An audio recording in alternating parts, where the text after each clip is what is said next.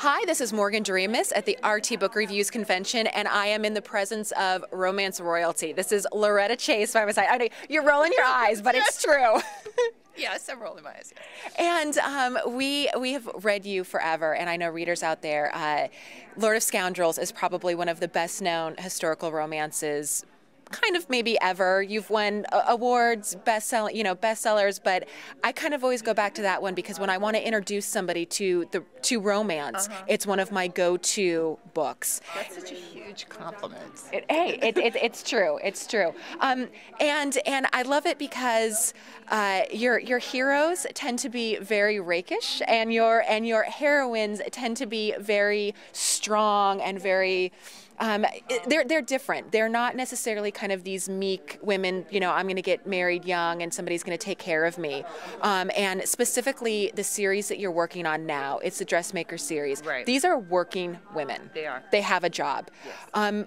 Kind of an unusual thing for historical romances. Can you tell me why you were so interested in having these women that are independent and they're making their own money? There are various inspirations for the dressmaking series. Part of it was visiting Colonial Williamsburg and talking to their dressmakers and learning what was involved in becoming a dressmaker. They did not have paper patterns. They didn't just sit and cut the fabric according to a They would drape the fabric against the customer and then cut it. And we're talking about silks that cost a fortune. So this was a job that took years and years of training. So my challenge was, how do I have women who have some kind of blue blood live that kind of life where they would actually know how to make dresses? And said, okay, they'll grow up in Paris. And they'll have a very strange upbringing because they belong to a family that's always been wheeler dealers. And one of the things all the members of the family have to learn is how to behave aristocratically, because they're all blue bloods.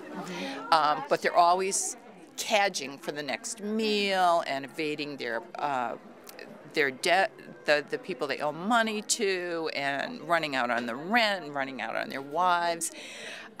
So these girls grew up with this double upbringing where they had to work to survive, but they also learned how to be ladies. So that sort of started the story for me. I love it. I love it. And especially you've got the second book in the series coming out, and that is Wears Satin. And I love that scandal's right in the title because there's a huge scandal. Yes. Talk about the scandal, and also it definitely relates to the first sister in the first book. Yes, the first sister in the book ends up marrying a duke, and it's a horrendous thing to happen, and society is outraged. Outraged. He married a working woman. You don't do that. God. It's almost worse than if he married his milkmaid, because they're like, a dressmaker is like a professional woman. She's in trade. So they've alienated a really important segment of society. And the second sister, who is essentially their publicist, has to figure out a way to turn it to the shop's advantage. How do I turn this scandal around to get people to come into our shop, because we're going to be ruined if I don't do something? And yes, I love it that my sister is really happy and she's found the man she loves, and that's like really great, but what about our shop? So this is what she is trying to do, but meanwhile the hero's friend, who's like a brother to him, is interested in the heroine, and he doesn't care about her shop. He cares about getting her into bed. So he's this big obstacle in her way, literally big. Big. Like guy. we're talking, He's a big guy. Yeah. I like that. I like big guys. Yeah. Okay, so you have Sophie, you have a heroine, and she has to manipulate. Totally. She's one of those people that gets what she wants, and she doesn't let there is no in her vocabulary. No, she's a wheeler dealer. And that's the part of her, I say it's in her DNA, because that's what the dreadful DeLucy's have been doing for generations. And this family came into existence in Lord Perfect. Right. And I realized it was so freeing to have characters who didn't really have a moral code or any sense of ethics. because it's one of the restrictions when you're writing historical romances is, of course, women have to keep their virtue, and we're always, as authors, how do we get around this and justify the things that they do? Well, with these women, it doesn't mean anything to them, and plus, they're French. You know? So she's the spin doctor, and she doesn't care what she has to do to ensure her shop's survival. I mean, she'll go into a rival dressmaker shop in disguise to find out what they're up to. She sounds like one of those heroines where you want to take her out to lunch and just like become her best friend. Yes. Right? And we actually get that a lot with your heroines. We actually get that a lot. It's almost like they jump off the page and you're like, I would be best friends with her. That would be somebody. And I know, and speaking of best friends, see how I segued into that. I know you actually work with one of your best friends because you have a blog together. Yes. Speaking of all these historical things, and it is two nerdy history girls. Two nerdy history girls, and it fits so perfectly in because you really try to stay very in touch with the world that you're writing about, even to the point of, I hear that as for fun, you read old newspapers from the 1800s, is that right? Old ladies' magazines. Ladies' magazines. It was like the Vogue of 1835. That's what I'm reading. And do you ever find yourself like, because I think, like obviously we're looking at the newsstands and we're reading, the Kardashian scandal or the new sports person. The same thing. It was celebrity gossip. They would have some politics in it. Today there's more celebrity gossip, but it was still there. There would be pages of it. Who was getting married and who was seen at this gambling casino and who was rumored to abandon his wife or had an illegitimate child in Italy. And it was in these newspapers, like the magazines, like the Court Journal. And in fact, I quote some things from these magazines in my books. So yes, very involved. I love this stuff. It's just fascinating to me. I love reading that the Duke of Wellington gave a party on such and such a day. But they had that. They had fashions. They would have pages of fashion. They would describe the fashions. And they would also tell you what women were wearing in Paris. And they would go into great detail. It was very important to know what the latest Parisian fashions were. If you showed up at a party and you weren't in full regalia, you might not get to go to the next party. Exactly. I mean, they were very serious about their fashion, which is something in your books that you really. It was red carpet. That was their red carpet, and they were the celebrities. The aristocrats were the celebrities of their day. Well, I also hear, a little birdie told me that you're also a huge a reader of Charles Dickens and some of these other Canterbury Tales and some of these older novels that you really kind of get around and you find out. Do you find that any of those novels really make an appearance? Does that affect maybe your voice or your style? Oh, totally.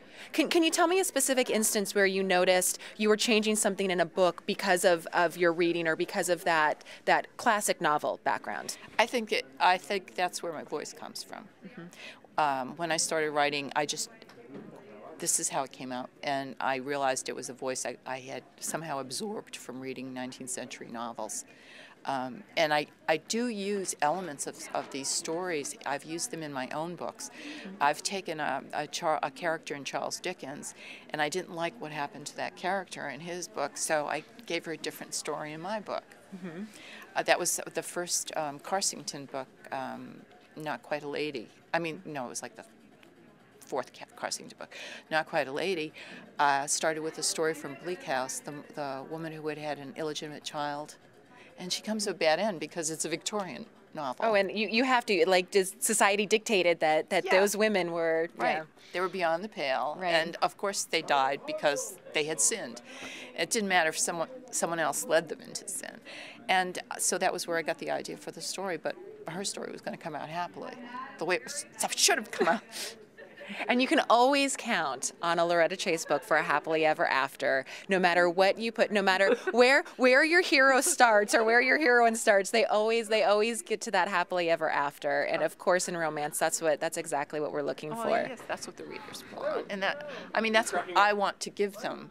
That was part of the motivation of writing romance. Was yes, the happy ending is required, which is not the case in most other types of. Especially not like a Dickens or a Shakespeare. No, not necessarily. I mean, Dickens tried, you find redemption in the stories.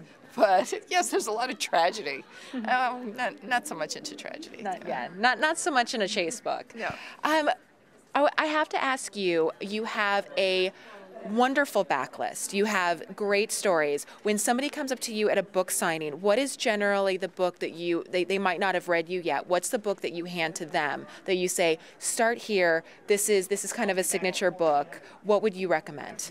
I end up recommending the book that everyone else does because I figure the majority. Lord of Scoundrels. People have told me, Smart Bitches, Sarah Wendell has used that to get people to introduce people to romance who thought it was a terrible thing, and she's converted people with the book. I said, okay, it works. So that's the book that I hand out to people. My preference is to give them my latest work. Because that's the one that you've just written. And I know a lot of authors, they say whatever they've just been working on, they feel closest to that character, so that's kind of the closest to their heart at that moment. Yes, yes. And I've just finished it. I feel so good about it because it's finished and I'm happy with it. So that's the one that personally I would like to give out. But if it's someone who's never read anything before, I have to go with what the majority says. Well, one last question, and that is, your readers not only want to know what you're doing now, they want to know what's coming up next. So you got to give us a little bit of insight into some of those upcoming books. The next book is going to be Lanny's story. She's the youngest sister. She is she's the person in charge of the finances. The other two sisters they're all creative, and one does the design work, one does the publicity. She's the CFO, and she's a little buttoned up.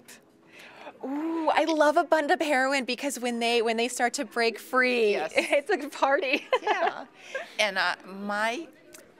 I started to get inspired for her character when I saw the September issue, Anna Wintour, and I thought, that's kind of like Lanny. She's very, and I also saw the September issue and loved it, and she's very particular. Yes. And she's very kind of formal all the time. Yes. And so that's our next heroine. Isn't that's so exciting to me? And I'm going to have a really awful jerk of a hero, of course. Well, yeah. Because why not? Right. Because they're better when they're reformed. Yes. Yes. Well, thank you so much for meeting with me today, and thank you so much for coming to the convention. My pleasure. We love seeing you, and we love your series, and we can't wait for more. Thank you so much. You're welcome.